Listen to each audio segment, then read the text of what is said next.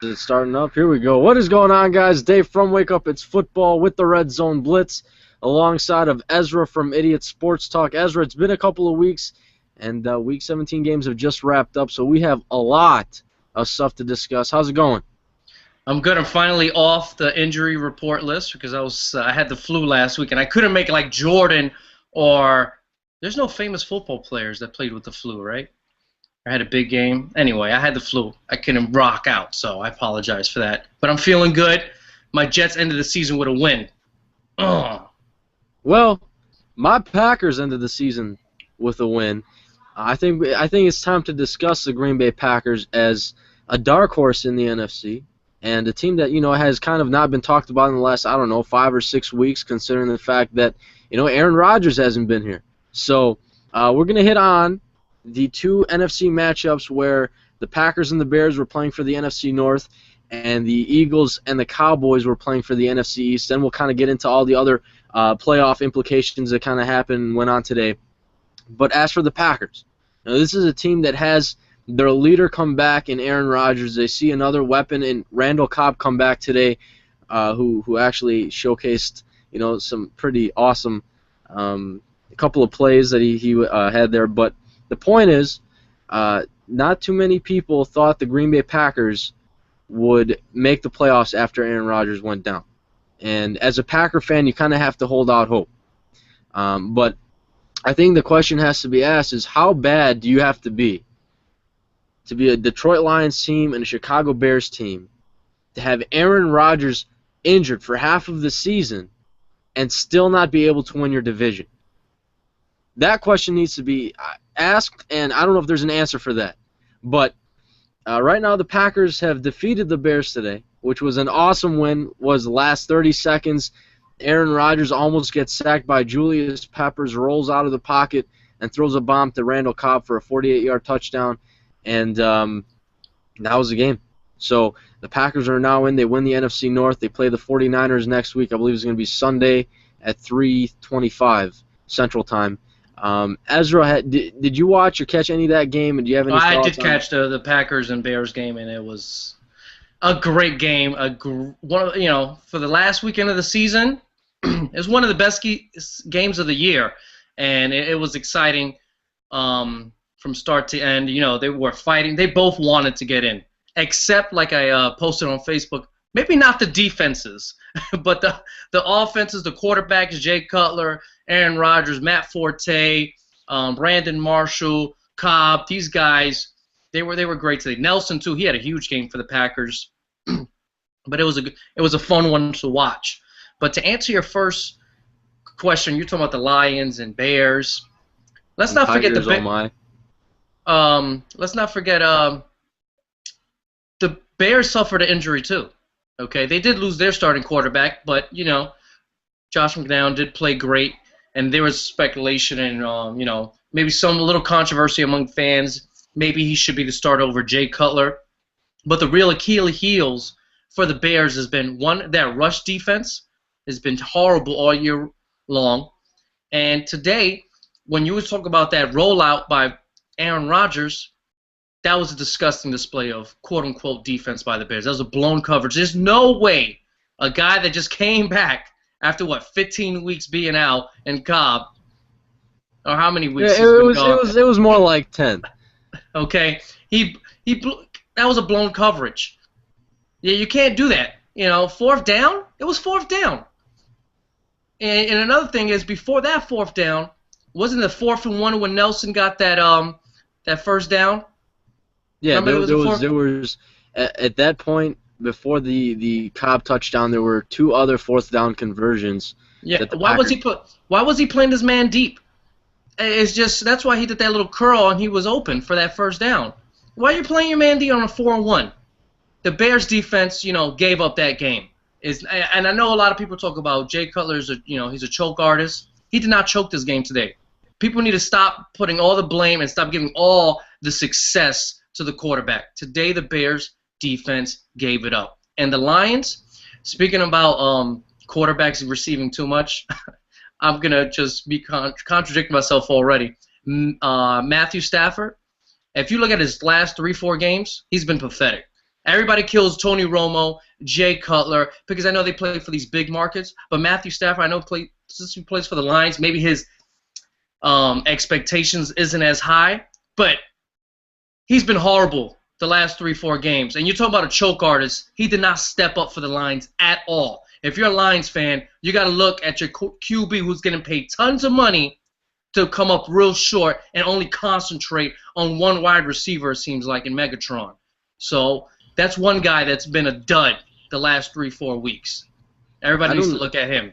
I don't know what it is about Chicago and Detroit not being able to win the NFC North. I don't know if I have an answer for that.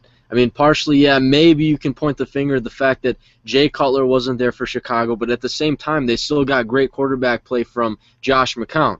Now, as for Detroit, for whatever reason, they can never finish a season. Now, I understand they made the playoffs a couple seasons ago, but they really didn't go far. I think the Lions are probably one of the more talented teams in the NFL, with probably one of the most boneheaded groups of coaches on their team. You can't really have a great amount of talent and bad leadership. So I think it starts with Jim Schwartz. I think they need to let him go, bring in somebody else, a new face, to that franchise at the head coaching position, and see where that goes for Detroit. As for Chicago, I think Mark Trestman's pretty solid. I feel as if he's kind of trying to change the identity of the Chicago Bears. Usually you kind of think of the Bears as a heavily defensive team, and then they're going to run the ball offensively and pound you that way. But now they have a guy like Brandon Marshall and Alshon Jeffrey where they can stretch the field vertically, and they have an offense. They can score points both offensively, and that defense is known to get a lot of turnovers. And don't forget about Devin Hester. So they're kind of a three-dimensional team right now, but defensively, I think is where they struggle. I know you just hit on that. They haven't been able to stop anybody. They were the 32nd ranked run defense in the NFL.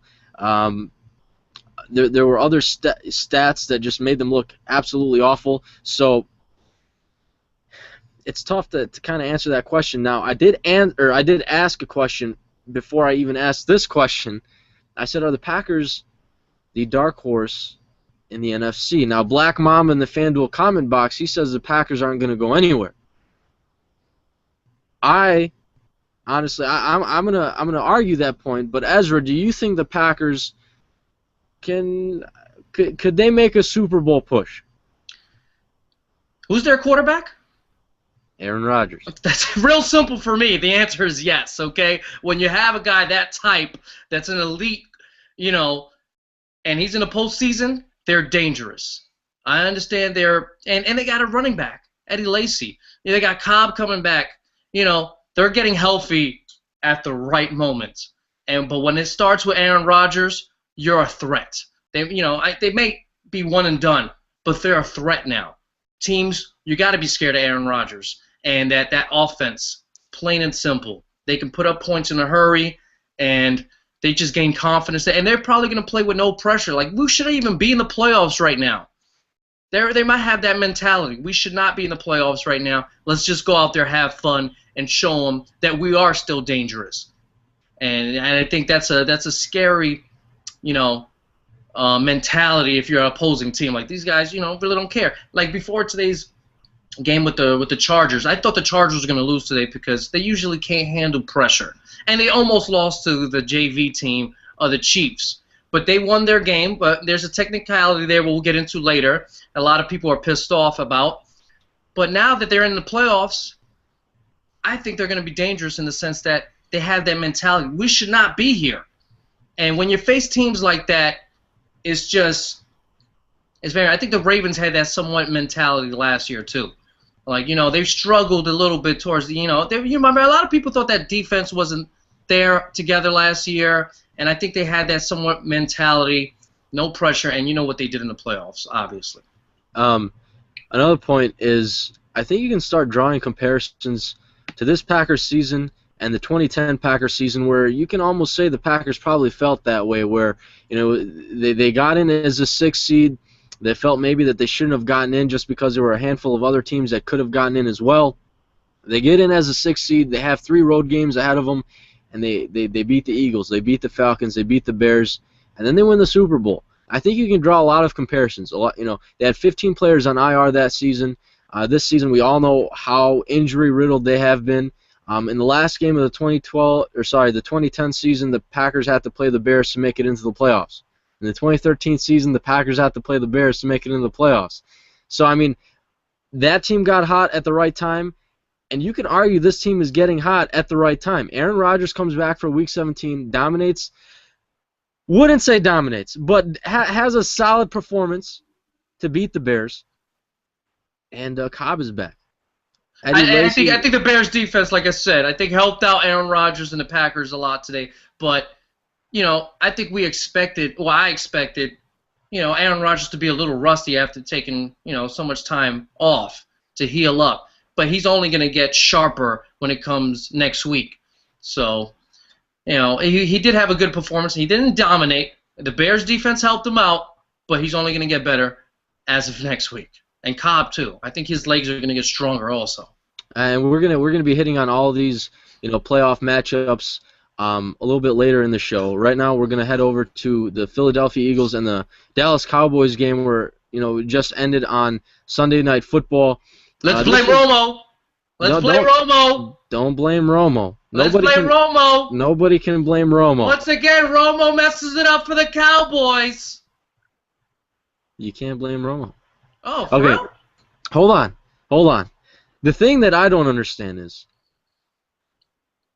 2011, last game of the season, you're the Dallas Cowboys. You can't get it done against your NFC East rival in the New York Giants. You lose, you get knocked out. 2012, same scenario against the Washington Redskins. You lose, you get knocked out. 2013, same scenario against the Eagles. You lose, you get knocked out. How many seasons and are we going to keep seeing this with the Cowboys? What needs to happen? What needs to be changed in that organization? And honestly, I think this is an easy answer. What needs to happen in order for the Cowboys to actually at least make it into the playoffs and then go from there? Build a team that can help out the quarterback sometimes. That type of team. But why don't you stop the opposing's offense? They don't have one specific problems. I think they just have holes everywhere. I would start with the defense, and I just not a big believer in the Cowboys' whole. They have too many players from this losing mentality late in games. I think it's starting to wear on them, and I think it's just affecting them when it gets to pressure situations. But it's not like I've been saying. It's not Romo's fault. Been saying this a lot. And how many points did they score today without Tony Romo? 16 points? 16 whole points. Oh. But when they lose games, when they score 35 points, it's Romo's fault. I was just saying. I'm kind of happy the Cowboys lost today. For Romo. Because if they would have won, Kyle Orton if they would have won 17-14, people would have got on their knees and started slobbing Kyle Orton, saying, you know what, this is the guy that leads to lead us. But I think that if you're asking me what change, the first thing they need to do is get rid of Jason Garrett. That's the first change I would do. And now that's getting into some of the stuff we're going to talk about, head coaching changes heading into the offseason. But that guy needs to go. I'll tell you who needs to go. Jerry Jones needs to sell the team. That's not happening. You can forget. That's something that's not going to happen. So you can't. Cowboys fans could wish that all they want. It's not going to happen. Jerry Jones, the only way this team is falling out of his hands is when he dies. Plain and simple. Unless you're wishing for his death, you're a cruel human being, first of all. Two, that's the only way it's happening. And even if he was to pass away, the team's going to his son. Well, maybe never. Maybe his son is a genius. It's gonna stay in the family.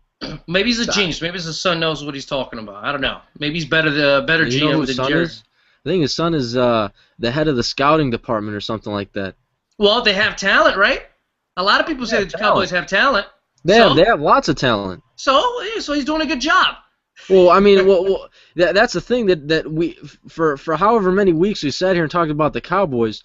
If you have, just like any other team, like the Lions, you have all this talent. Why can't you win games? Where's the disconnect there? I don't know what do you need a new head coach? Do you need a new defensive coordinator? Monty Kiffin comes in, everyone thinks, oh, he's going to bring the Tampa 2 defense, and they're going to be stellar. Really? They were one of the worst. Actually, they were the worst defense in the NFL. So, is it coaching? Is it the players that they have on their team, regardless of talent? I mean, you got a guy like Des Bryant who's so animated, it's ridiculous. I don't know. I really don't know. But something needs to be changed fast, because I'm tired about talking about the Cowboys. I'm going to be honest.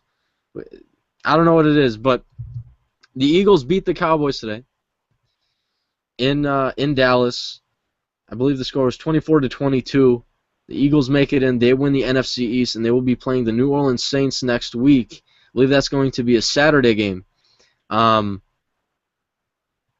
I think I want to ask everyone that's watching right now. Throw your comments down in the FanDuel comment box below on what you think the Dallas Cowboys need to do in order to make the playoffs. What is the one change that you think needs to happen in the Dallas organization in order for the Cowboys to make the playoffs? Because we've seen this for the last 3 seasons, last game of the year, Week 17, and they just cannot get in. So throw those comments down below. We will be checking up on those in a little bit. But let's head over to the AFC. You got the AFC wild card spot. The Chiefs had the 5th one wrapped up. You had the 6th seed. 4 teams coming into today. The Dolphins, the Ravens, the Chargers, the Steelers. Now, I felt a little bit with Steelers fans because the Steelers they had the greatest odds of overcoming all the scenarios and trying to make a playoff run or whatever. They needed the Dolphins to lose, the Ravens and the Chargers to lose, and they needed to win. So the early games, you saw the Steelers win, you saw the Dolphins lose, you saw the Ravens lose. So it was really up to the Chargers whether the Steelers are going to get in or not at an 8-8 record. And I didn't catch the Chargers and Chiefs game. I was watching the Packers and the Bears at the time, but I know that game went into overtime. The Steelers fans were probably biting their nails. I know to take that game into overtime, the Chiefs actually missed a field goal with 4 seconds left. And you mentioned earlier, Ezra, which I would like to know because I haven't heard about this. The move that or the play that happened to be controversial. Well, the field goal you're talking about, there's a rule in the NFL.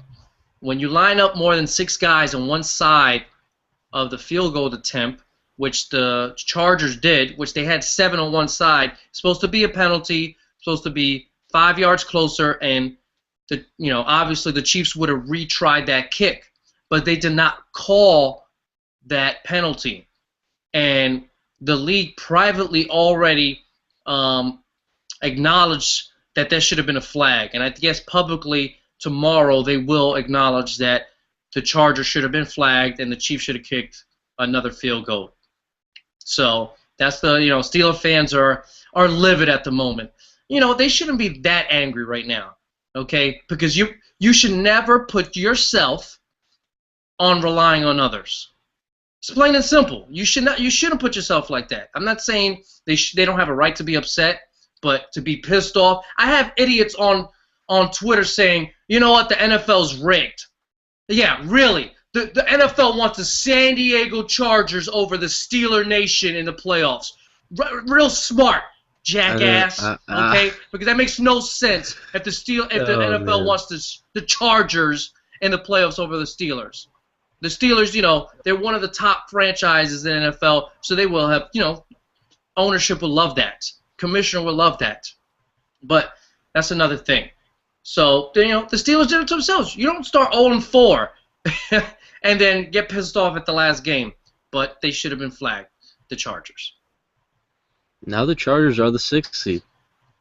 Now the Chargers have a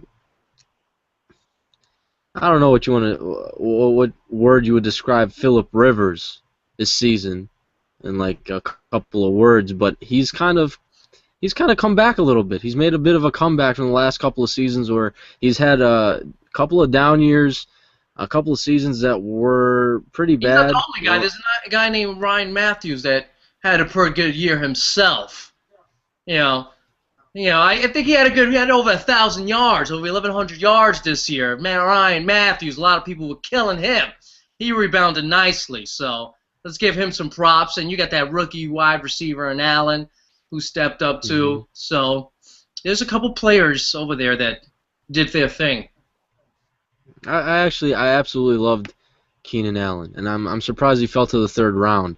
But that was a great pickup for the Chargers, and he showed that he could step up and play a huge role in that offense when guys like Denario Alexander went down, I believe with a torn ACL very early in the I think preseason it was.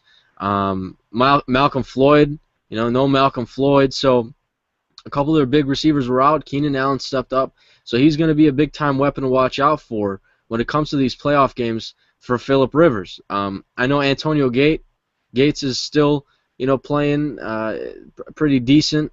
He's kind of fallen off from what he used to be, but I wouldn't put it past the Chargers to I don't want to say upset, because I feel like the Bengals are going to win at home. They're undefeated this season at home. They're 8-0.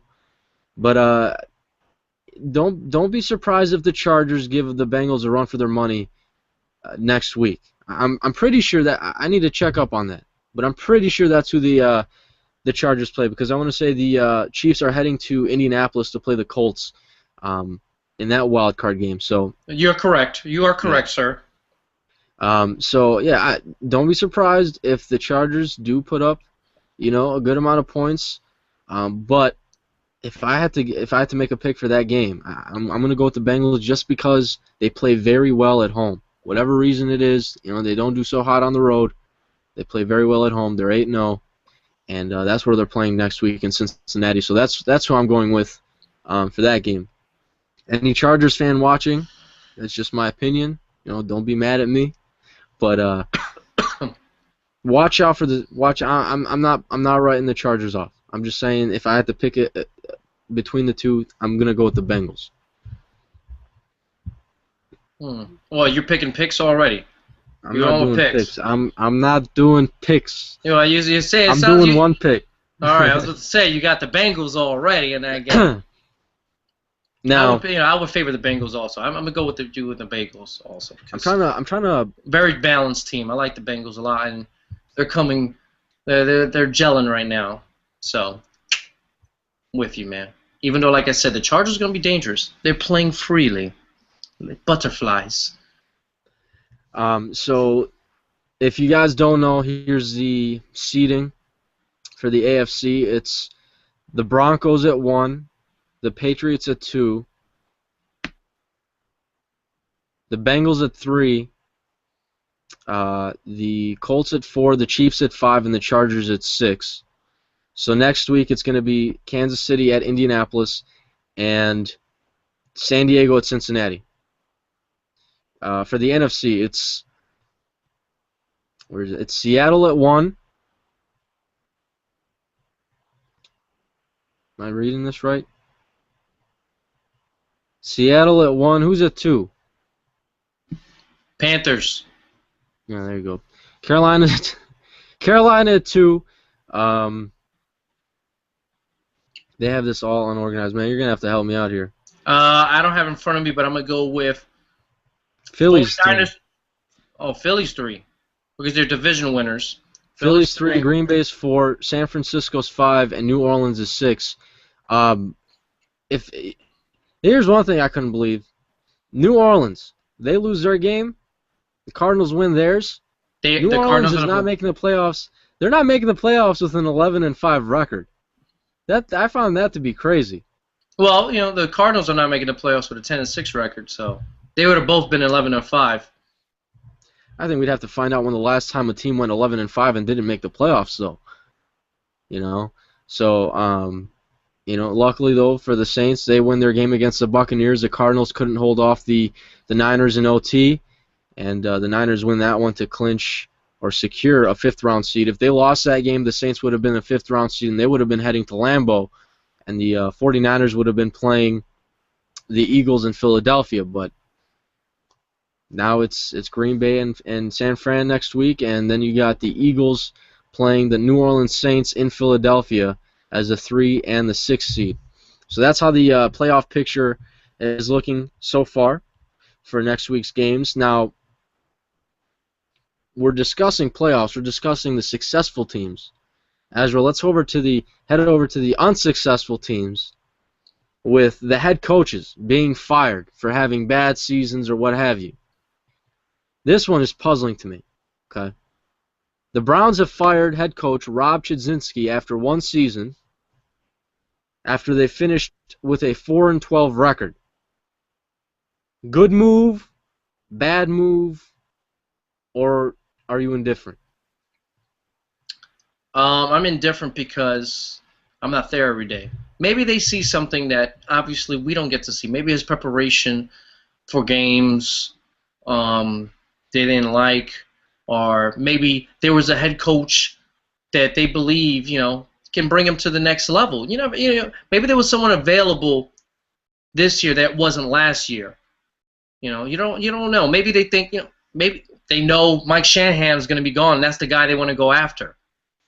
You don't know. I don't know. I don't know their whole thinking about it, but it doesn't really bother me. Maybe if I was a Browns fan, I'll feel a little different. But they lost a lot of close games this year.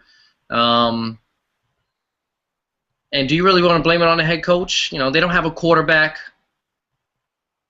Stuff like that. I think the Browns played a lot of tough games. I don't think he did as bad as the record indicates, but let's see who's the guy that they're trying to replace him with. Maybe that's the reason why. I want to see who the guy they replace him with. Well, that would make sense, but for me is how many coaches are you going to go through?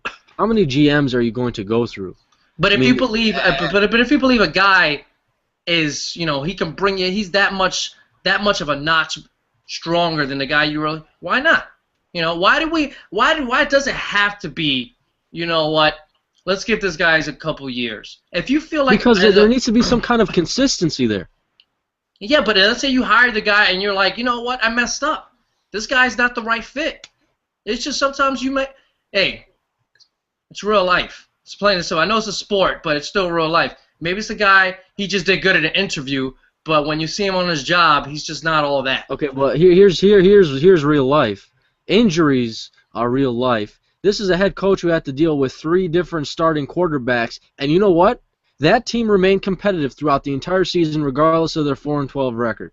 So, I feel as if you kind of have to give the guy a shot. There has to be some kind of consistency there. If there's no consistency, you're consistently recycling quarterbacks. You're consistently recycling head coaches and GMs. You're never going to establish any kind of foundation, and it doesn't make sense to me. That's true, but what foundation are they really laying down for? They don't have a quarterback. Well, you need to start somewhere. They don't have a franchise quarterback. They don't have their top playmaker is Josh Gordon. Okay, it's not like he really needs a coach. He's a wide receiver. So maybe they want to bring in there's going to be a very rich, that's what they're saying, a talented draft, QB. So maybe they want to bring an offensive guy or someone they believe that's going to be stronger that's going to develop the future QB of this franchise. So it's not like you're really losing, I'm like saying, who really needs this consistency on the Browns? The moves that they make, the moves of trading Trent Richardson, which was a good move, acquiring another first-round pick. Fantastic move. Okay, that's fine. Okay, that's fine.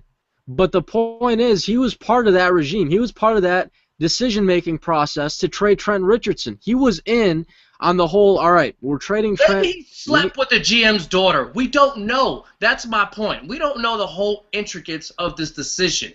But just looking at football standards, it's not that serious either, okay? It's not, like I said, it's not like a QB, his confidence is going to be shot. Because they're not moving, they don't want Jason Campbell to be the future. They don't want Whedon to be the future. So it's not like they're hurting the franchise guys' confidence. It's not like they have an Adrian Peterson and he's like, you know what, that's the guy I wanted to keep. They don't have to satisfy anybody with this firing. Well, that's all I'm saying. I understand about stability and all that, but it's not Well, that serious. if they're looking for a quarterback, everybody out there, if your team you think your team's going to be looking for a quarterback, here's some names to keep in mind: Teddy Bridgewater, Blake Bortles, um, Hunley out of I think UCLA, Johnny Manziel, who I need to watch tape on. I think he's a bit hyped up or overhyped. I still need to watch tape on all these guys. I've already watched tape on Bridgewater. I understand his game, but I need to start watching tape on these other quarterbacks to kind of get an idea of my own opinion on who I think is a better quarterback. Right now, I don't have that opinion, so I can't really make a comment. But if you guys want to go form your own opinion, go watch a little tape on Bortles and Hunley, Manziel, whoever else. I'm not going to mention that one name, Lockhart, just for you. So, no, Cleveland might, don't be surprised if Cleveland drafts a quarterback. I don't know. They have 2 first-round draft selections. It wouldn't be shocking at all. But just for me, it's just kind of, if I was a Cleveland Browns fan, it would just be so irritating and so annoying. Let's see who they hire first. 18 Lockhart, he just wrote a comment. He said they must know who they're going to hire. And I agree with him. I think they must see something. They're like, you know what, this is the guy we need. This is the guy we want. So, and like I said, we don't know his, how he prepared for stuff. So maybe they didn't like some of the things he did. Maybe he told him one thing in an interview, and he said, I see the same vision you guys have going forward, and he showed him something different. That's how it is. I tell you one thing, who's coming back? Did you say who's coming back next year? Guarantee? Rex Ryan, baby, he's coming back. It's already been said by Woody Johnson and the owner. What do you think about that move? I like it a lot. Always been a Rex Ryan guy. Always been a Rex Ryan supporter. Unless Bill Cowher, John Gruden, someone of that stature was clamoring for the Jets job. Who was we really gonna get? Okay, that you can guarantee me that's better than Rex Ryan. Not much. Rex Ryan went 8-8. You know what? I'm kind of convinced. I'm not 100% guaranteeing it, but I'm convinced that Mark Sanchez, I'm gonna say this, was healthy throughout the year, we might be in the playoffs right now. Okay? Mark Sanchez is better than Geno Smith. The man only threw 12 touchdowns this year, so. Okay. What was the final record of the Jets? 8-8. The Jets finished at 8-8? 8-8, baby. Did they really? Yes, they did really. Well, then I would probably have to agree with you. Okay. And because I think Mark Sanchez is probably a win or two better than Geno Smith. All he needs to be is one. Yeah. All he needed to be was one to make the playoffs. Yeah. And Rex Ryan, I'll agree with you on that. A lot of people thought, including yourself, ranked number 16 in the AFC before the season started. 15, and they were in it for most of the year, and they actually had the position for the wild card until that losing streak, that little 3-game losing streak. So Rex Ryan has proven to a lot of people this year, the man can coach, like I've been saying for years. He's only a defensive coordinator. Oh, well, duh, Sean Payton's only an offensive coordinator. What's your damn point? Hate people with that stupid-ass excuse. Rex Ryan's just a defensive coordinator. Like Sean Payton's on the defensive meeting rooms like, hey, guys, this is what we got to do. Out of my face. Rex Ryan, baby. And I hope he comes back with the smack talk next year. Super Bowl, baby. But he's not. Now he's smarter than that. Now he's smart, right? Let's talk about some other head coaching jobs that are on the line. You got Leslie Frazier in Minnesota, who I think is going to be out by Monday, which is tomorrow. Jim Schwartz of the Lions could be out by tomorrow. Mike Shanahan of the Redskins could be out by tomorrow. These are 3 names that, there might be head coaching vacancies very soon for those 3 teams. Now, another team that you need to know about is the Houston Texans. They might have Bill O'Brien coming in. They already actually had him come in with an interview. He's the head coach of the Penn State Panthers, correct? No, Panthers, I believe. You mean the Penn State? It's not Panthers. It's the Lions. Nittany Lions. Nittany Lions. My bad. My bad. I don't know why I said Panthers. But it sounds like, from what I'm hearing, what I've heard, it looks like Bill O'Brien could be the head coach of the Texans. Yeah, I think they brought in Lovie Smith as well. I think Lovie Smith might actually snag a head coaching job from one of these teams that we're sitting here talking about, like the Vikings or Lions or Redskins. I wouldn't be surprised, to be honest with you. He deserves one. Why not? I think he deserves one. Yeah. Maybe the Lions. Maybe he wants a little payback at the Bears. Sounds interesting there. Even though I will go more of an offensive guy from the Lions. Jay Gruden, I think he's going to be a very hot candidate this offseason. The offensive coordinator from the Bengals. I think he's a guy that should be picked up by a team, but, that's just me. I like Hugh Jackson, who was the head coach of the Raiders one year. I like him a lot, too. You know where he's at, too? No, I don't know where he's at. He's at Cincinnati, man. He's with the Cincinnati staff.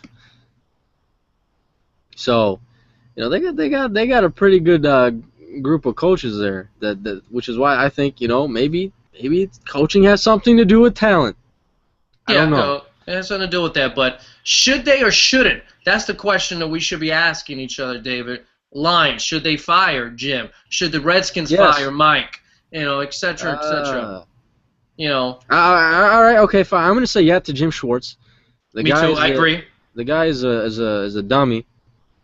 Leslie Frazier, I think it's kind of been unfortunate for him just because of the quarterback situation that they've had in Minnesota. They really haven't been able to get anywhere offensively, besides Adrian Peterson, who kind of carried that team last year to the playoffs. But you need a quarterback to be successful in the NFL. So quarterbacks, I think, can make head coaches look really well. See you later, Leslie. I'll fire him. I think Leslie's gone. As for Mike Shanahan, I still, if I was a GM in the NFL, and I know Mike Shanahan is on the market, I might scoop him up.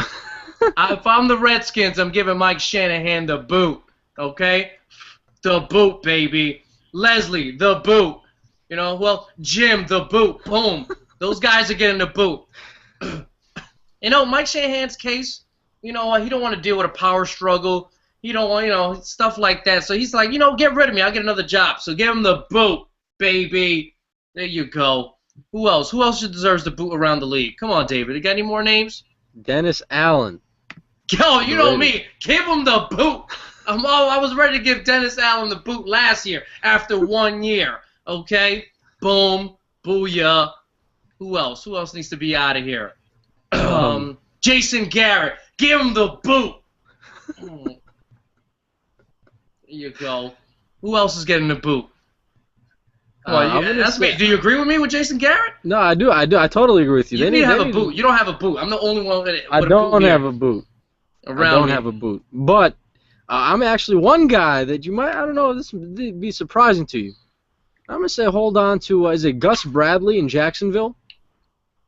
I got no problem with that. This is Jacksonville. Who cares? No, it's not even who cares. It's the fact that, what, they start 0-8? Okay, what about this one? This is 0-8, right? This might be a tough one for you. Mike Mularkey from the Tennessee Titans. 7-9 record. It's Mike Munchak. Oh, Munchak. Oh, why did I say Mularkey? That's an offensive coordinator, right? Cut the Mularkey. Yeah, whatever. Anyway, does he deserve the boot or what? 7-9. Has it been one season or 2 seasons there in Tennessee? He's been there for like 3, I think. He's been there for a while. No, it's really.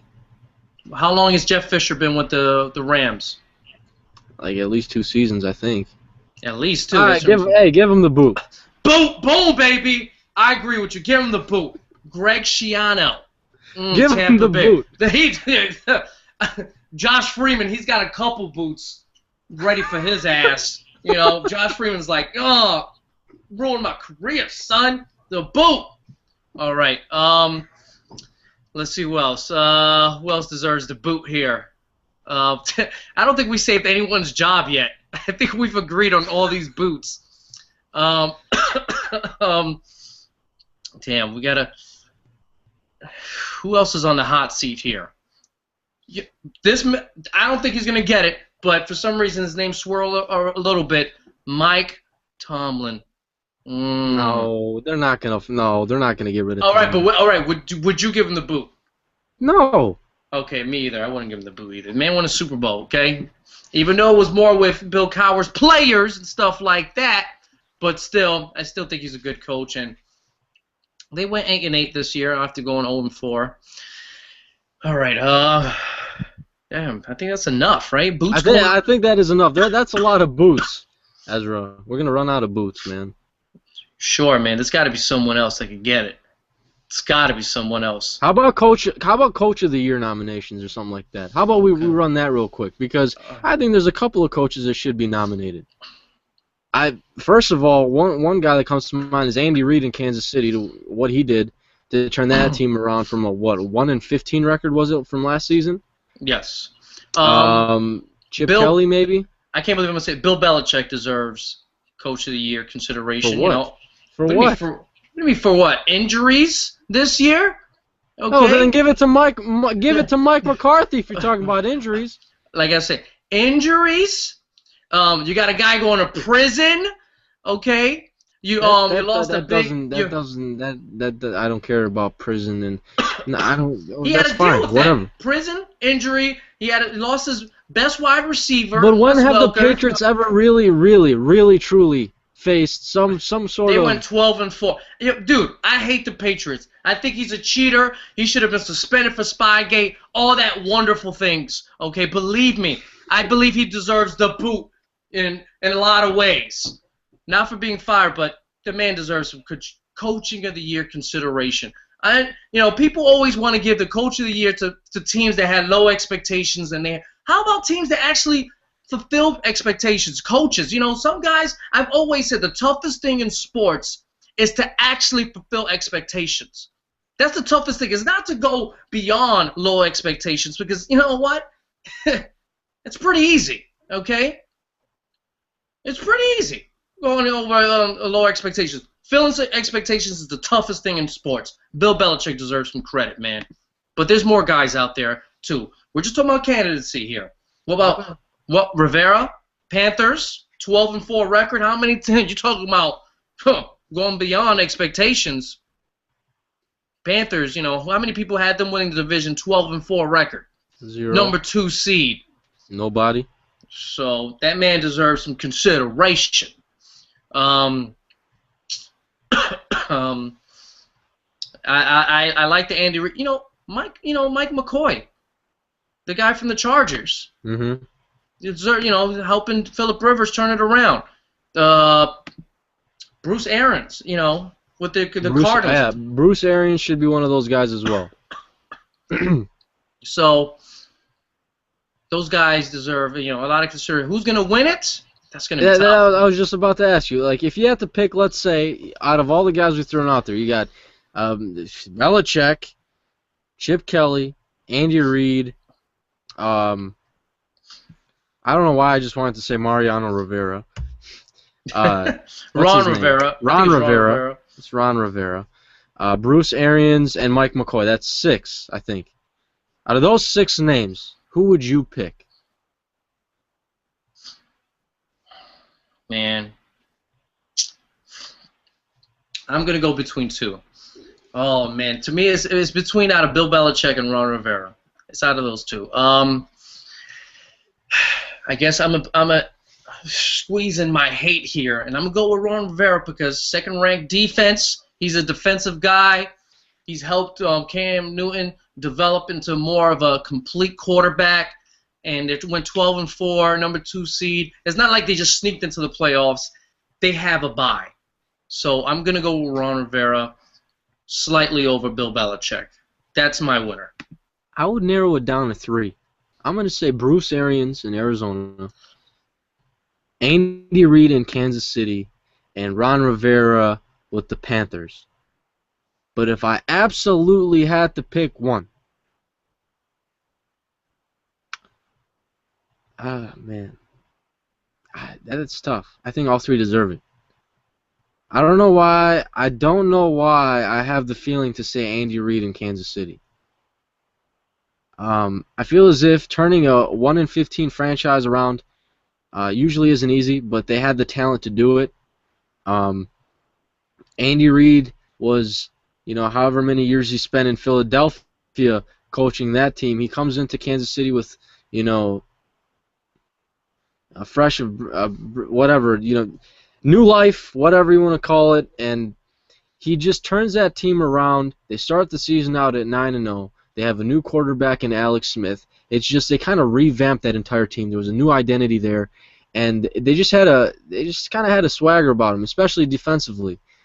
So Andy Reid coming in, I think, was a huge thing for them. At the same time, you kind of look at the Arizona Cardinals, a team that you didn't even think was going to compete for that division. You got the Seahawks and the Niners.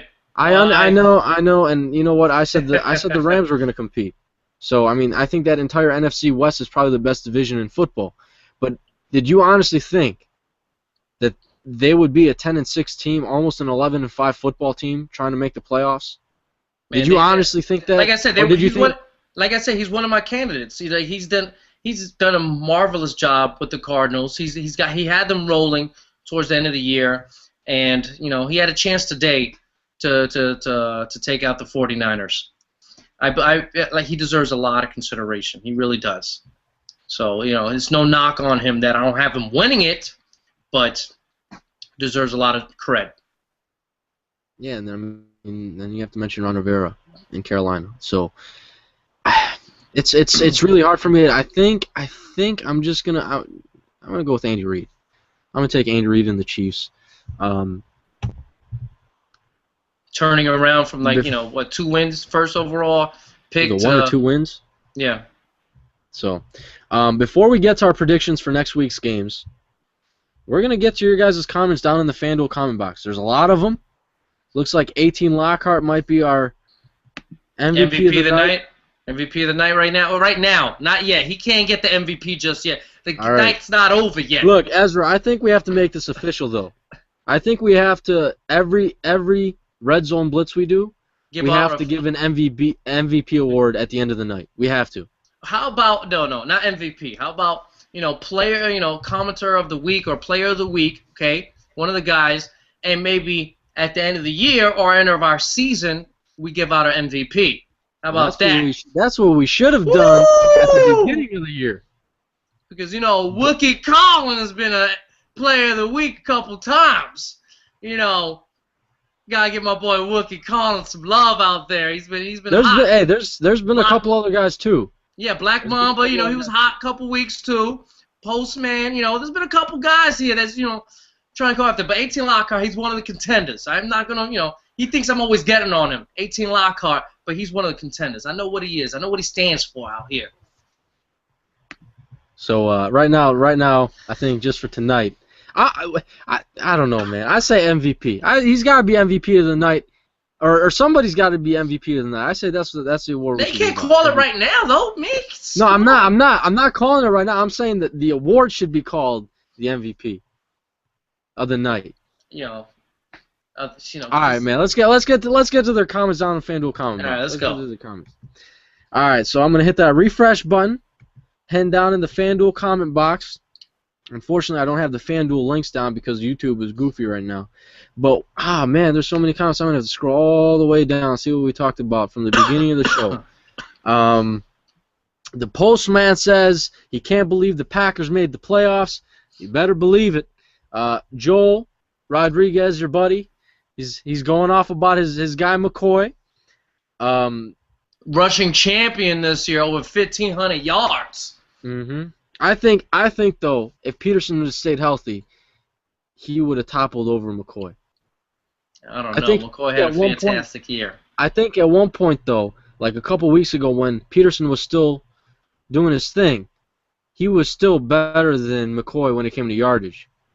But, he got hurt, so Now, 18 Lockhart says Stafford could be the most overrated quarterback in the NFL. Probably. I might agree with that comment. That's interesting. That's an interesting comment. Now, Wookie calling this was 42 minutes ago, so we got a little bit of catching up to do here. He thinks it was a great deserved win for the Packers. The Bears' defense is terrible. It's disgusting.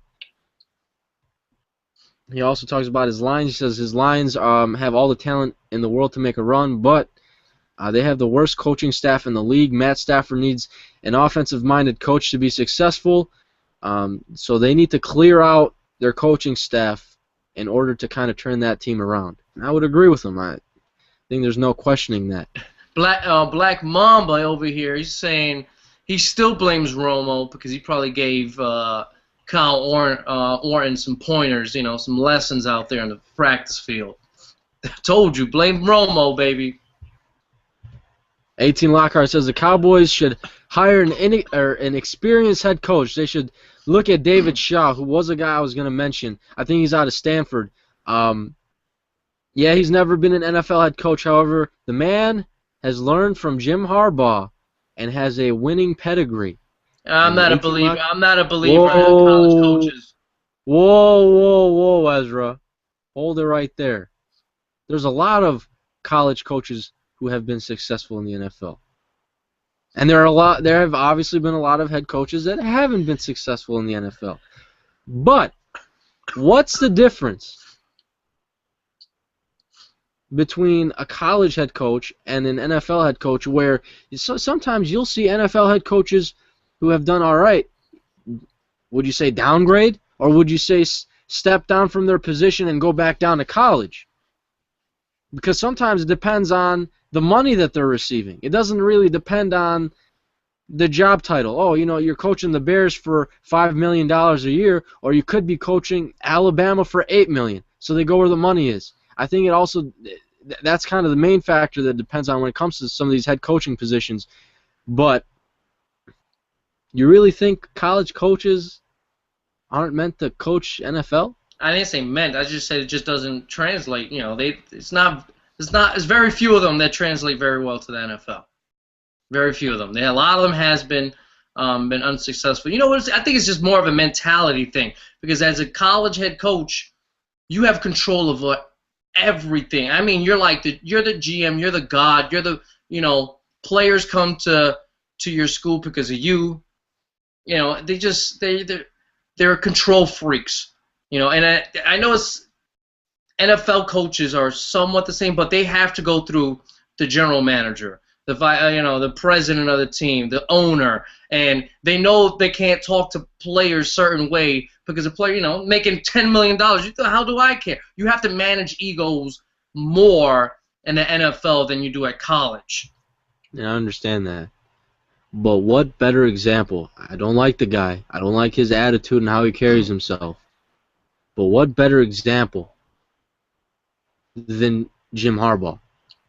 What kind of a team, what kind of identity did the 49ers have before Jim Harbaugh came in to coach the 49ers? They were irrelevant. He played in the NFL, right? I understand that. He understands that. You're talking about a guy that has an NFL background, okay? He understands the mentality because he was a player. He knows how to deal with play. I'm talking about guys that never played in the NFL and they were just college guys. They're just college guys. Like I said, you want examples? You want Steve Spurrier? Okay. You want what's his name? The guy that quit on the Falcons a couple years ago, Bobby. Was it? I was gonna say Bobby Petrino. I don't know what his last name is. That quitter. He's been on 18 college teams. He quit on the Falcons mid-year. That piece of crap. Okay, there's been plenty of college head coaches that have been failures over here, and they were so hyped up coming in. There's exceptions. There's always exceptions. Look at Chip Kelly. Chip Kelly, did his thing. But now his team's in the playoffs. Steve Spurrier, like I said, he was crap with the Redskins. But, he's a god in college. Turned around those programs in a heartbeat.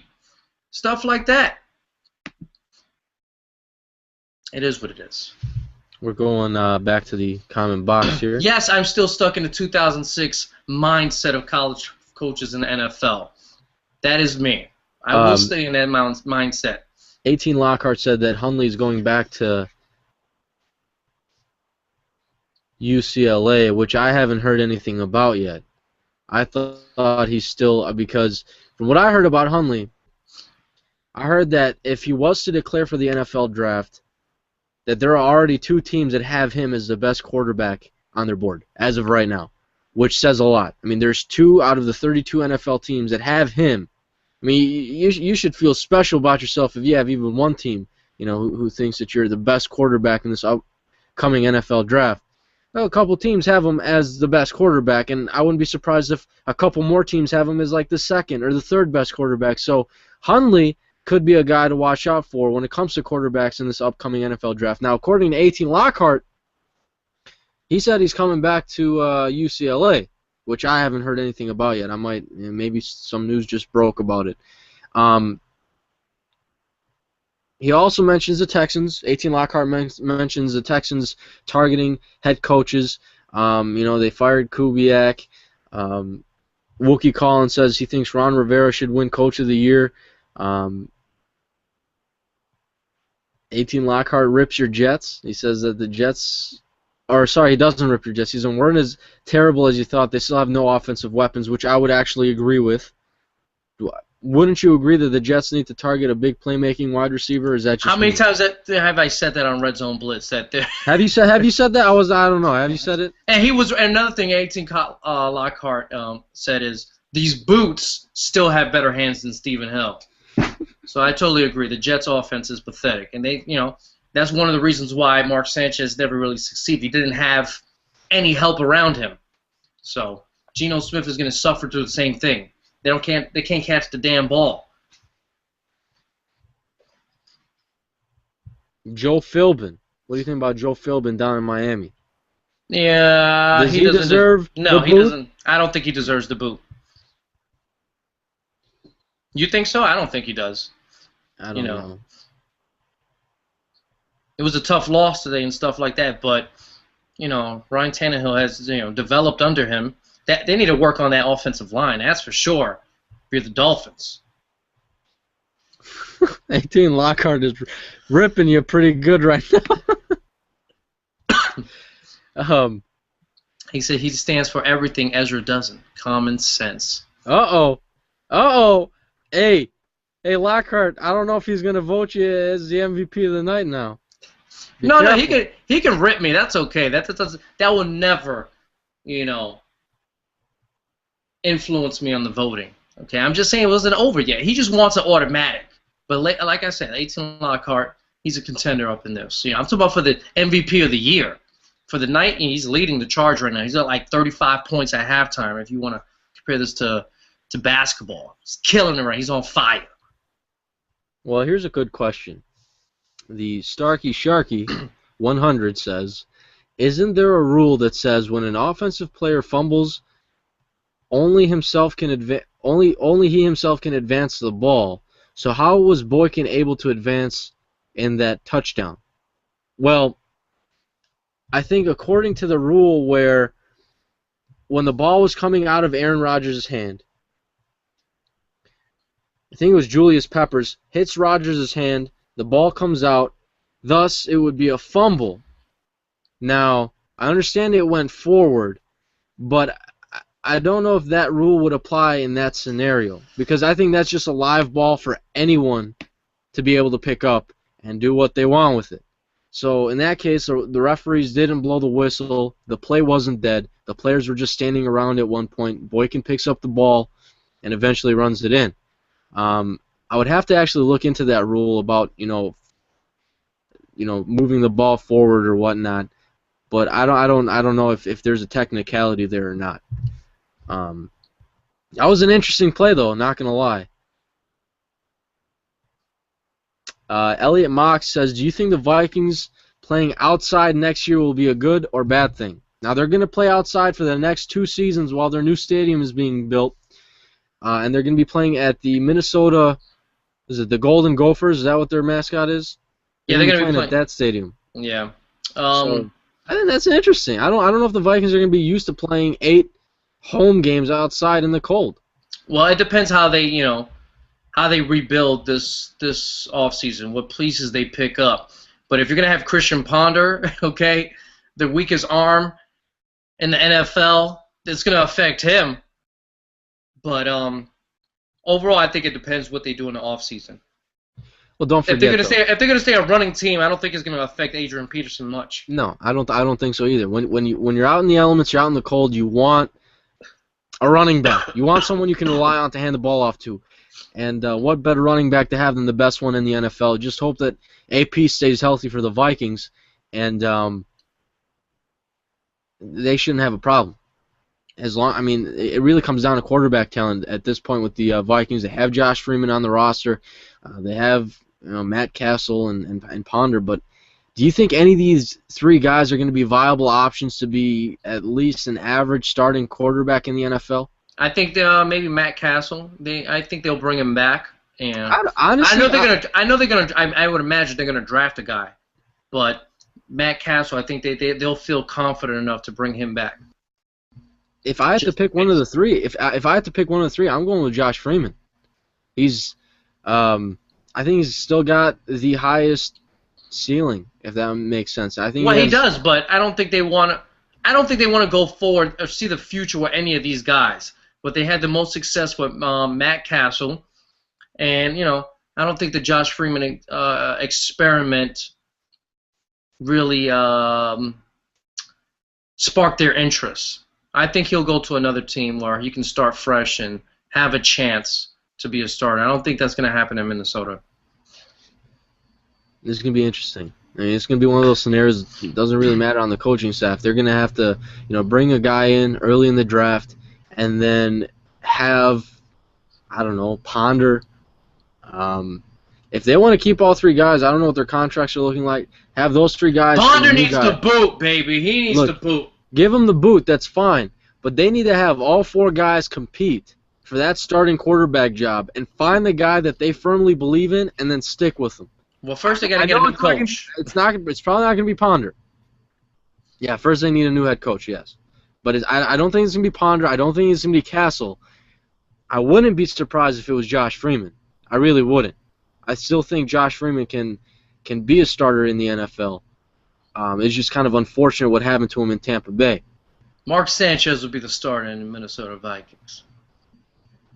No. Why not? Hey, what happens? What happens with the New York Jets and that whole coaching or quarterbacking fiasco? Nothing. I think Mark Sanchez is gone. I think they're going to hold on to Geno and that he's going to be the starter? I don't know about the starter part. I wouldn't. It doesn't bother me if they go draft another guy, but I'm pretty confident Mark Sanchez is gone and Geno Smith will be there next year. I don't know if as a starter or as a backup, but he will be there next year. Is Vince Young? This is Black Mamba's question right here. Is Vince Young going to get picked up by anybody? I don't know. I don't know which Canadian team needs a quarterback. I'm not sure. I feel like the NFL is like kind of blackballed Vince Young. They're like, we're done with this kid. He had a good preseason. He had a good camp, and no other team picked him up. I think the NFL's just done with him. They're just, forget it. You better go play. You better go to Canada, somewhere. I don't think he's come to the NFL. I think he might. Which sucks. He deserves a chance. That's the funny part. I think it sucks. I think you're trying to tell me he's not good enough to be a backup at least? No, I think he might get another shot as a backup. I don't think he'll be starting anywhere, but he might get a shot. He might get a phone call to back somebody up. That's I think the best that Vince Young is going to be able to do. Here we go. This is a good question from Starkey Sharky because I absolutely want to hit on this. Okay. Do you think that Colin Kaepernick will have another career game against the Packers like he has in the past? Now, for everybody watching, I want to make this clear, okay?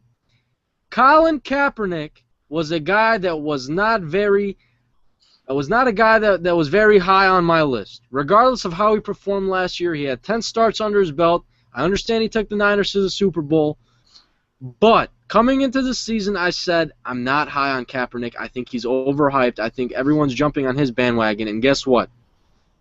They're the 31st ranked offense in the NFL when it comes to passing. Who's their quarterback? Colin Kaepernick. Secondly, ironically, the 2 career games, the best games he's probably had statistically, have been against the Green Bay Packers, which absolutely boggles my mind. Now, do I think he's going to have it next week? I'm going to say no. I'm going to say no. All right? I'm going to say this, and here's why. This is what I think. As a 31st ranked passing offense in the NFL, do you think you can get in a shootout with Aaron Rodgers? As someone who... He doesn't need to. He just needs to run all over them again. Well, I think they're going to pop in some of that tape and figure that out, because in week 1 they definitely had him figured out. They didn't run any read options. They passed the ball. You know who it was? You know what? It was the Anquan Bolden show. That's what that game was, which I could not figure out why they could not stop one guy. You mean the real MVP of the Ravens last year? Yeah. You keep saying that. You mean keep telling the truth. I understand. Whatever. But my point is, I don't see Colin Kaepernick having a 400-yard performance with 4 touchdowns and no interceptions or whatever those crazy amount of numbers were. I don't see that happening. It's going to be cold. They're not going to be passing the ball like they normally do. They run the ball a little bit better. If the Packers can stop the run defensively, if Aaron Rodgers can keep the defense, and that's the other thing. Here's another thing that a lot of people don't understand about the Packers defense. When you have Aaron Rodgers is the best quarterback in the league, when you have him playing and he's healthy and he's doing his thing, let's throw out a number like 8 or 9. That's how many times that the opposing team is going to have the ball. That's how many drives that the Packers defense is going to be they're going to have to be out on the field. Now, Aaron Rodgers is hurt. You have Matt Flynn in there. They have X amount of 3-and-outs, which means they're only eating up about a minute of the clock, which gives the ball back to opposing team. That means that the Packers defense are on the field 3 or 4 more drives a game, which statistically makes them look a lot worse. But that's because Aaron Rodgers isn't playing. Aaron Rodgers isn't there to conduct the offense. He's not there to do what he does. If you watch the game today, he had X amount of, 2, 3, 4 drives where there were 5, 6-minute drives apiece. That's big stuff. That keeps the defense off the field. That keeps them rejuvenated. They're not tired. Aaron Rodgers plays a whole nother aspect into that team that a lot of people don't take into account. So, I have a feeling it's going to be a Green Bay Packers team that is going to surprise some people next week. So, Cam, you really slammed Colin Kaepernick there. I know. You slammed him there. I don't see him having a career game like going bananas like he did last year, but I don't think he. You didn't say he was going to be bad or terrible, but I think he's going to do a little bit better than what you're saying right now. Okay, he's capable of having a game like that against the Packers. It's not like the Packers D is spectacular. For whatever reason, I don't know. I mean, why can't he perform why can't he have his average performances that he had this season? 147 yards for a touchdown and 2 picks. Where have those performances been? You know what I'm saying? It's just so ironic that his 2 best performances have been against the Packers. Does that continue on next Sunday? We'll know. But if I had to say yes or no, I'm going to say no. I'm going to say they're going to figure him out. They're going to pop in a lot of tape. They're going to do some studying. So if I was a defensive back, if I was Sam Shields, Tramon Williams, some of those guys, I'd be watching tape right now. I would have popped the tape in right after the Bears game. So, Sinetta333 says, Rodgers will win shootouts all day. The 49ers won't play as good as they usually do in the cold. Interesting. Watch Cap put up 500 yards on the Packers, says 18 Lockhart. I hope not. But I guess nothing is impossible, but I highly doubt that. Elliot Mock says, I look like Colin Kaepernick in a way. Trust me, I don't look like Squidward. What about Tebow for the Vikings? J88 wants to know. Tebow for the Vikings. Is there a college team called the Vikings? That's another guy that deserves a shot. And then, who I defended him a million times. He deserves to be at least a backup in the NFL, but it's like no one believes in him. Unless Josh McDaniels becomes a head coach again, no one believes in this guy, and this sucks. And I already told you before, and I read it again, that Tim Tebow will be coming back as a college commentator, and if he doesn't get a job in the NFL, I don't see that happening.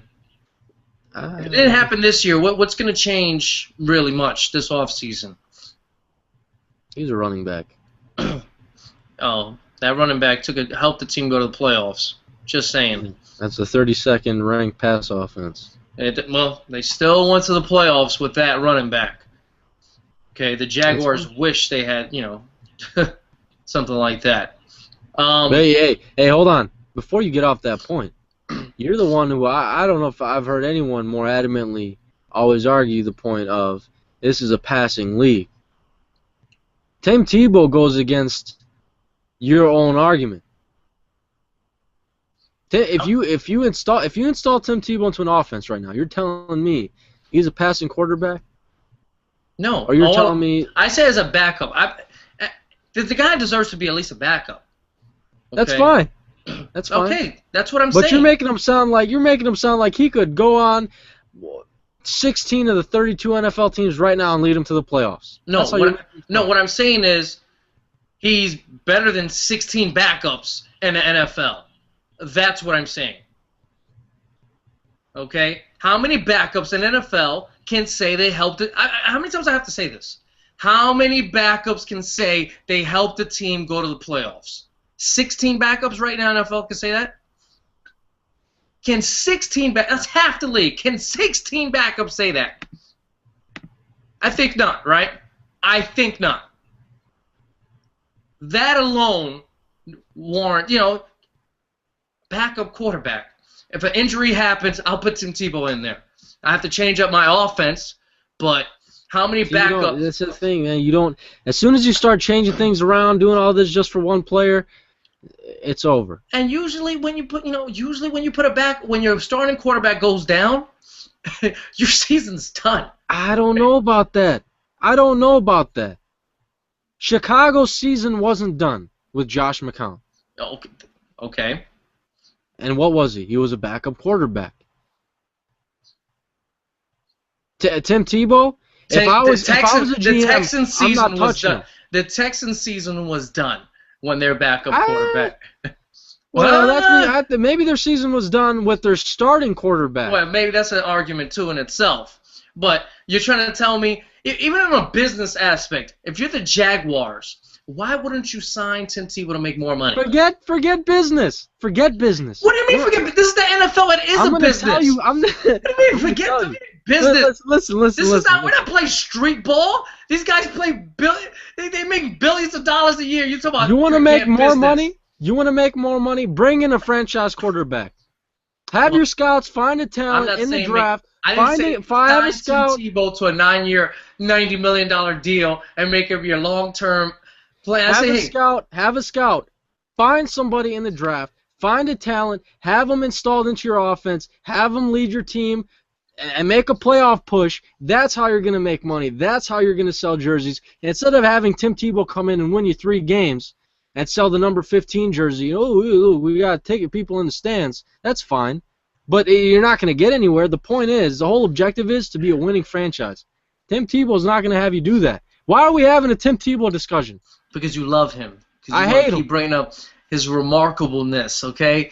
The way he dances in front of the defense and makes the guy miss, and he crushes the next guy with his shoulder in for a touchdown and wins the game. But we had a good question from 18 Lockcar. Luck had very comparable numbers to Brady, Wilson, Cam Newton, and they are considered MVP candidates. Obviously, they're not going to win because of Peyton, but shouldn't Andrew Luck be in that conversation? Okay, sorry. Say that again. I was reading comments in the. I can't believe I got to say all that again. Should Andrew Luck be in the MVP conversation? Even No. though, everyone knows that Peyton Manning's going to probably win it. But he's talking about in the same class as Russell Wilson. No? Why not? MVP of the league this season? I said, make believe Peyton Manning does not exist. Yes, Andrew Luck this season. Because he has the same, or he has comparable numbers to Russell Wilson, Cam Newton. He named a couple other guys. Let me see. I can't believe I just forgot the guys he just named. No. Cam Newton, Russell Wilson, Tom Brady.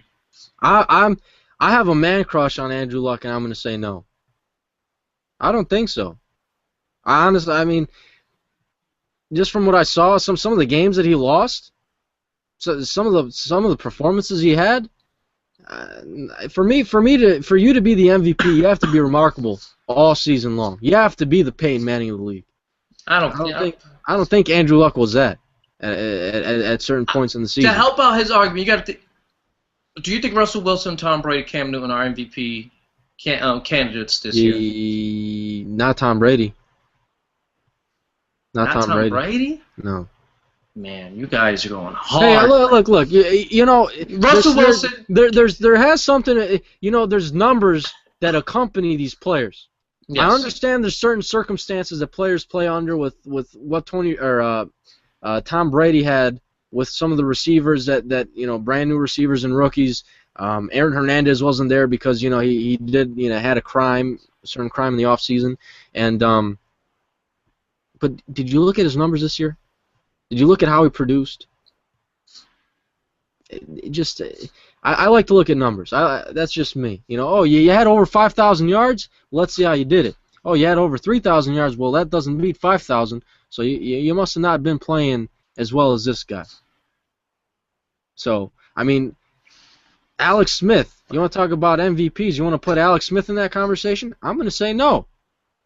But you know what? He led his team to how many wins as a first-year quarterback with the Chiefs? What is it? 11, 12 wins? So, but Luck had a worse offensive line than those guys. All right.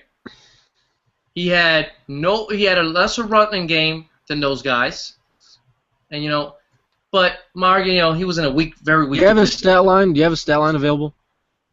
I do not have. I'll bring you up one right now. Because I just feel, when you get blown out to the Rams at home. Give me Russell Wilson's stat line. I'll bring up. All right, let me look it up. But I was saying, when you have when you have the Colts getting blown out at home to the Rams, I think they got blown out by the Cardinals. Wait. So what? They got blown out. You have to. I don't know. You have to be Peyton Manning. That's why he's going to be the MVP this season. Well, no one's disputing that. Peyton Manning's won it. But if you're talking about a guy that deserves to be in the conversation, I believe this guy should be over all of these quarterbacks. Who? Andrew Luck? No. All these quarterbacks, I was saying. Jamal Charles. That's the guy. If I'm going to go second behind Peyton Manning, I think the guy I might go with is Jamal Charles. That might not be a bad selection. I'd have to look at his numbers as well. Well, look, for me, I have to do my research. McCoy also had his, and if you want to put conversation, we was talking about it for a few too.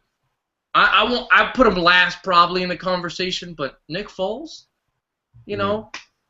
may deserve like a 5th place vote or something. He'll get some voting, but I don't think he'll be like top 3. No, I'm not saying he deserves top 3, but if you're talking about guys you want to sprinkle into a conversation, just throw their name in there, okay? I'm going to say Nick Foles, Jamal Charles, and maybe McCoy. You got a couple guys out there, man. I'm just saying, but Peyton Manning's got it hands down. Hands down. It's not even, debatable. Starkey Sharky wants to know who the offensive rookie of the year is, and he says, please don't be biased about Lacey, Dave. Well, it's kind of hard. It's not even being biased. It's Lacey makes probably the best point to be the offensive rookie of the year. Allen from the Chargers deserves a. Keenan Allen. Yes. That needs to be a candidate. Giovanni Bernard needs to be a candidate, Eddie Lacy needs to be a candidate. Kenny Stills, the wide receiver for the Saints, needs to be a candidate. These are all off the top of my head. I'd have to look at a couple more names.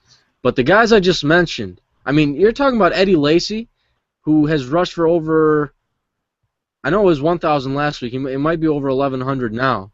He's got 11 or 12 touchdowns on the season. Those are starting running back caliber numbers. Those are numbers that a starter would, just any regular old starter would put up in the NFL. And guess what? Eddie Lacy's doing it as a rookie. I don't see how that would be. I mean, I'm not trying to be biased, but he makes a very strong case. Now, I know people were mentioning Giovanni Bernard. As of last week, I looked at Gio's numbers. He only had about 500 or 600 yards rushing. I can look up his numbers again, give you guys his stat line. Keenan Allen, I think, makes a strong point again. But, I mean, I don't have all these guys' stats readily available. If you guys give me a second, I'll do that. But Gio Bernard has 673 yards on the season. I don't know if those are also including today or not. I would assume, I mean, this is ESPN. I'm assuming these numbers are updated. But let me see here. No, these are 15 games played. So he's over 700 yards, I'm assuming, rushing. Giovanni Bernard. Keenan Allen. Hey, Ezra, look up Kenny Stills for me too. But Keenan Allen was, again, I mentioned him earlier in the show. He's a guy that they bring in the third round out of Cal, who I actually liked a lot. I thought he was going to be one of the best receivers in last year's draft. Some people disagree. Kenny Stills only had 565 yards, 4 touchdowns. He's got a little bit more after today, though. I don't think those numbers are completely updated. Well, he's still not touching Allen, baby. I got you. I know. You know what I'm saying? Wow, Geno Smith, 8-8 record, baby. All right, so here's Allen. This was as of 15 games. This wasn't updated as of today. He had 957 yards and 8 touchdowns with 66 receptions. He was probably their number 1 wide receiver. Yeah. So he probably was. So I'm gonna say if I had to nominate 2 players for Offensive Rookie of the Year, I'm gonna say Keenan Allen and Eddie Lacy. And it's not me being biased. It's me looking at production and how those players were utilized. Again, Eddie Lacy had to be that guy that the Packers used when Aaron Rodgers was not there. He had to be the crutch that they kind of leaned on until Aaron Rodgers came back, and he definitely helped them out. So it's kind of hard for me not to say Lacy, but if I had to pick someone else, I'm going to say Keenan Allen. Questions for me and Ezra. I think we're going to take a couple of more. We've been on for about an hour and a half. Let's take a look at the FanDuel comment box. We've got, Terrence Williams, Le'Veon Bell, a couple other names that we did not mention. I think Terrence Williams has produced pretty well for the Dallas Cowboys there. He was also another receiver that I really liked going into the draft out of Baylor. Le'Veon Bell produced for the Pittsburgh Steelers at running back. Yes, Starkey Sharkey. Okay, Zach from the Zach Rams. Stacy. Yes, Zach Stacy. He had a couple big games this year, that's for sure. But here's the thing, though. He had a couple of big games. When did they start utilizing Stacy, though? Compared to when the Bengals started utilizing Gio and when the Packers started utilizing Eddie Lacy. Because to me, if you had a certain portion of the season where you did well, that's perfectly fine. And as a rookie, you should be commended for that. But when you have another rookie who's playing for a larger portion of that season and he's produced throughout the entire year, I would say that takes precedent. I hear you. Yeah, over a guy like Zach Stacy. But I want to, like Starkey said, he deserves to be in a conversation, and he sure does. You know what, though? I might be wrong on Stacy. Stacy started getting in a lot of action back at the beginning of October against Jacksonville. And he has 958 yards on the season for 7 touchdowns, which is an average of 4.1 a carry. And he only started 11 games. He only started 11 games. I'm wrong. You can put Stacy in that conversation. See, for me, you have to look at production. That's what I look at. What do the numbers say? How did you produce? Who did you produce against? I mean, he had 134 yards against Seattle in a Monday night game back in October, which is pretty incredible. You know, it's really hard to run against a great Seattle defense. He did it against Seattle. So, put Stacy in that conversation. Keenan Allen, Gio Bernard, Eddie Lacy. I put all those guys in that conversation. J88 asks an interesting question. If Rodgers or Tom Brady was a Bronco and had all those sweet, delicious weapons, would they put up those type of numbers? Peyton Manning's numbers? Yes. Yeah. Even though I've said it a million times, I love Aaron Rodgers. You know, I think he's the best QB in the NFL. He has plenty of weapons in the Packers. You know, he hasn't thrown 50 touchdowns yet. He had 45 a couple years ago. I know that. I think that was on a year where he rested. I think he missed 2 games that season. I might be wrong on that. I can't remember which season that was exactly. It might have been the 15-1 season. I'm not sure. Like I said, I love Aaron Rodgers, but he has tons of weapons. Okay? He may have a better running back than Peyton Manning also. He hasn't thrown 50 touchdowns. Mm-mm. And you know what? Let me say this about Peyton right now and that AFC West division. There's 3 teams in the playoffs in that division. That's remarkable, man. Okay? That's tough. They got 3 teams in the playoffs from that division. So it's not like he did it against some baby cake, cakewalk division. So, got to give him some credit for that. But Tom Brady already did. Tom Brady already threw. But, Tom Brady, Aaron Rodgers, Peyton Manning, they're the elite of elite. So don't forget about Breeze. Yes, Breeze too, of course. I'm just saying, those guys put up those type of numbers, okay? All those guys threw over 40 touchdowns in there at one point in their career. So those guys, whatever weapons, if they do have high-class weapons like Peyton Manning, I think they're all capable of putting up very high numbers like that. But they have. What am I capable? They have. They have put up numbers like that. I think they would still be able to as well. But I think we're going to get to the predictions for next week before we head out here. So I think I have a tab open for that right now. Here they are. All right. So, Ezra, we're gonna take on the AFC first. We're going to have the Kansas City Chiefs at the Indianapolis Colts. It's a Saturday game, 4:35 Eastern Time. Chiefs at Colts. Now, a couple of weeks ago, we saw the Colts go into Kansas City and defeat the Chiefs in their own stadium. Do you think the Colts will beat the Chiefs in Indianapolis next week? On turf, in a dome, Jamal Charles and that quickness will be deadly. Even though the Chiefs' defense hasn't been as dominating as it was at the start of the year, and the Colts are rolling right now, I'm going to go with Jamal Charles. I'm very high on him. I think he's going to have a big postseason. And the Chiefs have been putting up numbers, offensive numbers, the last couple weeks too. So they're gelling more on offense.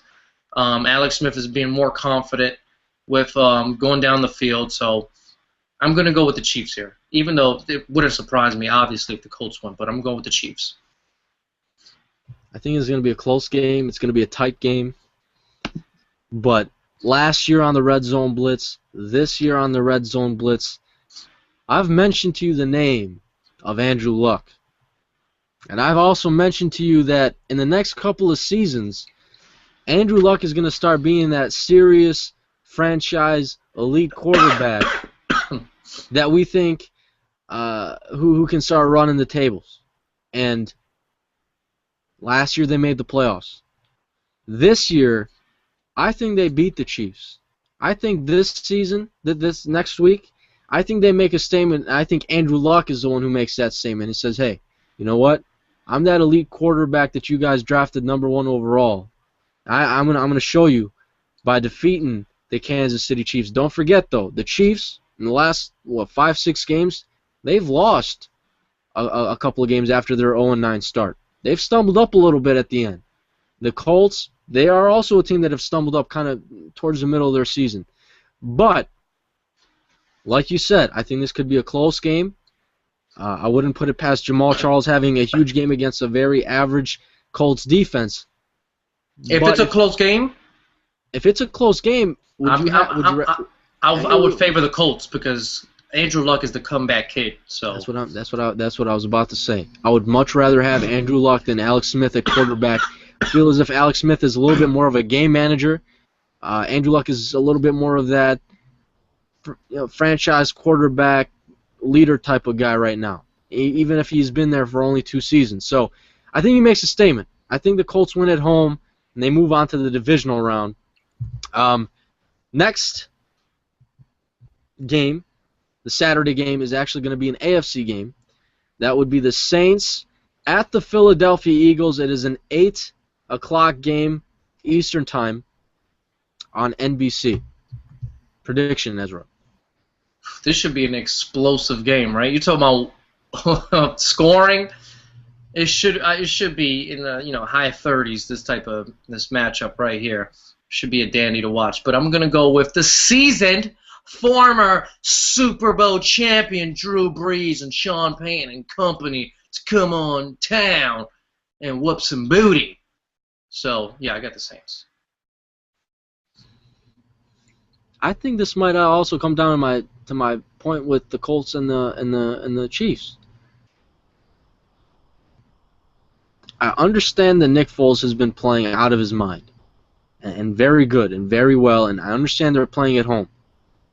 But at the beginning of the season, how much doubt was in the Eagles' minds of we can't even get a home win?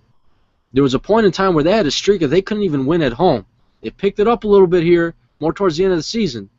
But this is a team who's had a reputation where they can't win at home. You bring in a Drew Brees, an elite quarterback, one of the best quarterbacks in the league, with a very talented Saints team, a team that can put up easily 30 points on you, I'm going to go with the Saints. I'm taking the Saints over the Eagles next week. Wouldn't be shocked if the Eagles defense doesn't show up at all. And we see the Breeze come in. Now we see the Saints defeat the Eagles. Next game on the list is going to be San Diego at Cincinnati. That is a Sunday game, 1:05 kickoff time, Eastern time on CBS. Chargers headed to Cincinnati, and I've actually already given my pick for this game. But Ezra, you got the Chargers or the Bengals in this one? Then I also give my pick here. The Bengals will be given the boot to the Chargers. I'm not a big fan of Phillip Rivers. I think he's let me not say it. Don't say it. Bengals. We got the Bengals, okay? Most complete team in the AFC. I'm taking the Bengals because they don't lose at home. I said it earlier. They just, for whatever reason, they play very well at home. They play average on the road.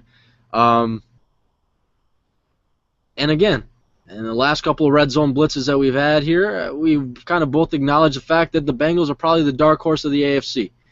I think they could make some noise deep in the playoffs, and they need to beat the Chargers in order to do that, and I think they will. So I'm going to go with the Bengals on this one. And then you got the last game of the 4 playoff games. You got the 49ers headed to Green Bay. It is a 4:40 Eastern time game on Fox.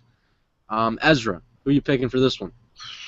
This to me is the toughest one out of the 4. Oh man, what am I doing, man? Let's be serious.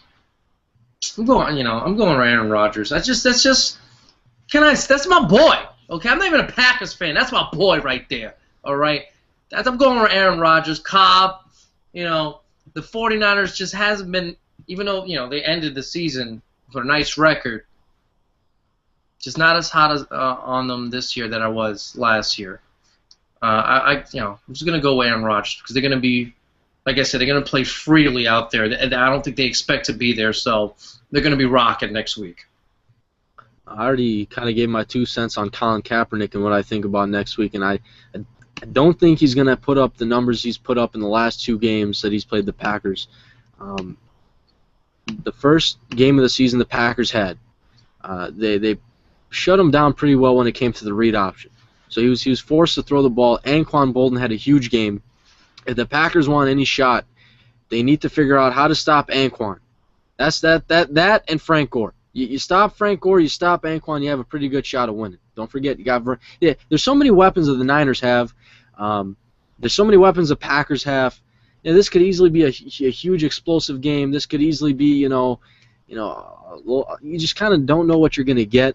But, for me, you got a 49ers team going into Lambeau. It's going to be a cold game. The Packers are a little bit more used to the weather. But, like I said before, this is what I'm going to base my pick on. Passing. 49ers ranked 31st in the NFL when it comes to passing. The Packers have Aaron Rodgers back, and we all know what he does when he passes the ball.